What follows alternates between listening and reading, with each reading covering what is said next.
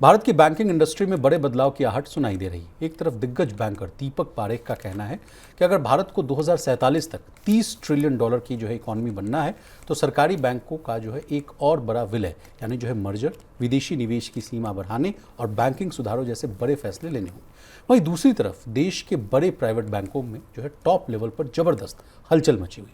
Axis bank और बंधन bank के सीएफओ के इस्तीफों के बाद जो है अब कोटक महिंद्रा बैंक के सीईओ के पद छोड़ने के फैसले ने जो है बैंकिंग सेक्टर में जो है लीडरशिप को लेकर जो है जो बड़ा बदलाव जो है वो उसकी बहस छेड़ दी है।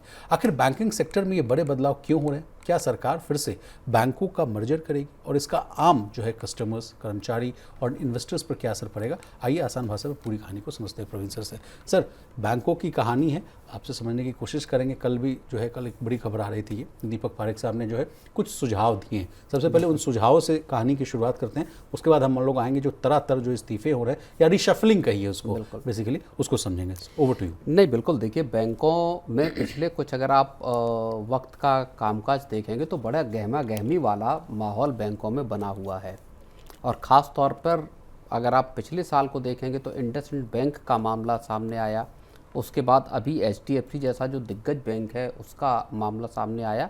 और इसी पूरे उसमें जहां आरबीआई कई तरह के जो है एक्शन ले रहा है, इस बीच में जो दिग्गज बैंकर हैं, वेटरन बैंकर, जिनको अगर मैं मतलब अतिशयोक्ति नहीं होगी अगर ये कहा जाए कि भारत के बैंकिंग सेक्टर के जो कुछ बड़ी शख्सियतें, पुरोधा लोग हैं, उनमें दीपक पारेख का नाम आता है। केवी कामत हो गए, दीपक पारेख हो गए, जिनको पूरी बुनियाद रखने के लिए जाना जाता है। दीपक पारेख लंबे वक्त तक एचडीएफसी बैंक के केंद्र में रहे, चीफ रहे। तो अब उन्होंने कई तरह के सुझाव दिए और ऐसे वक्त पर सुझाव दिए विशाल जब एचडीएफसी बैंक का ही मामला सुर्खियों में बना हुआ है, तानु चक्रवर्ती के इस्तीफे और उसके बाद की पूरी घटनाक्रम।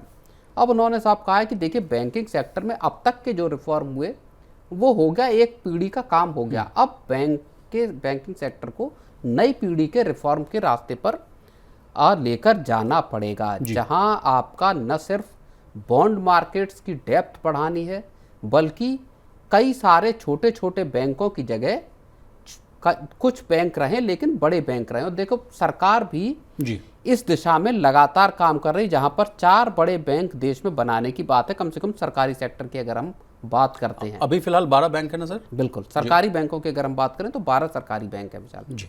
सर, इसके अलावा सर वो कह रहे हैं कि विदेशी निवेश यानी जो है एफडीआई की जो है लिमिट, जो सीमा है उसको बढ़ाने की बात कही जा रही है। सरकारी बैंकों में जो है विदेशी निवेश की सीमा 20% है, निजी बैंकों में 74% है, इसको बढ़ाने की बात कही जा रही है। इसका क्या मतलब है सर? अगर ये किया जाए तो इसका क्या रिजल्ट होगा? जो सरकार का एक प्लान है जिस पर हम लोगों ने भी कई बार, और ये खबर भी ग्लोबल बैंक बनाना, ग्लोबल बैंक सरकार बनाना चाहती है कि भारत के कुछ बैंक जो है वो ग्लोबल मार्केट में, सिटी हो गया, एचएसबीसी हो गया, आपका डॉयचे बैंक हो गया या आपका यूबीएस हो गया, इस तरह के जो बैंक ऑफ अमेरिका हो गया, जो दुनिया भर के देशों में कामकाज करते हैं, ऐसे भारत अपने कुछ बैंक तैयार करना चाहता है जो इंटरनेशनल मार्केट्स में अपनी पकड़ रखें।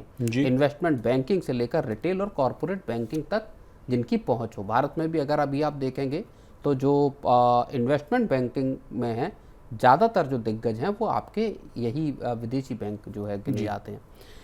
तो अब इन 4 या 5 बड़े बैंक बनाना, उसके साथ ही ग्लोबल मार्केट में पहुंच बनाने के लिए आपको ज़रूरी है कि बैंकों के पास एक बड़ी कैपिटल हो। और सरकारी बैंकों की जब बात आती है तो उसमें जो 20% का कैप है उसको बढ़ाकर 49% का करने का प्रस्ताव सरकार के पास है कि कैसे किया जाए। तो सरकार भी इस बात को कह चुकी है कि ये प्रस्ताव हमारे पास है, लेकिन इसको करने से पहले बैंकों का कंसोलिडेशन करना जरूरी है। बैंक इस स्थिति में हो जहां पर कि फिर उनको, अगर आप 49% स्टेक अगर आप एफडीआई उसमें लेकर जाना चाहते हैं तो उसके लिए बैंक तैयार हों। और अगर 49% कैपिटल विदेशी आती है तो एक बड़ी पूंजी वाले बैंकों के तैयार होने का विशाल रास्ता तो खुलेगा। सर, इस कदम से क्या विरोध होने की भी संभावना है या नहीं है?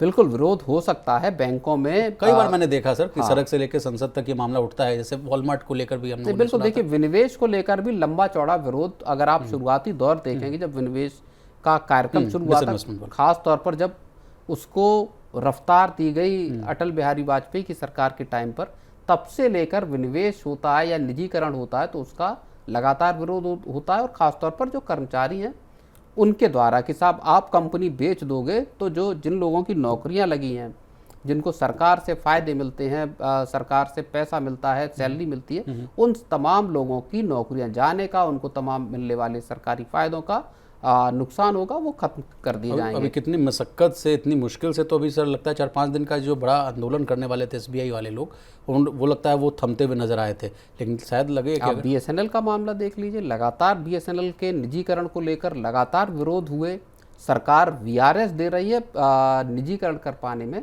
नाकाम रही।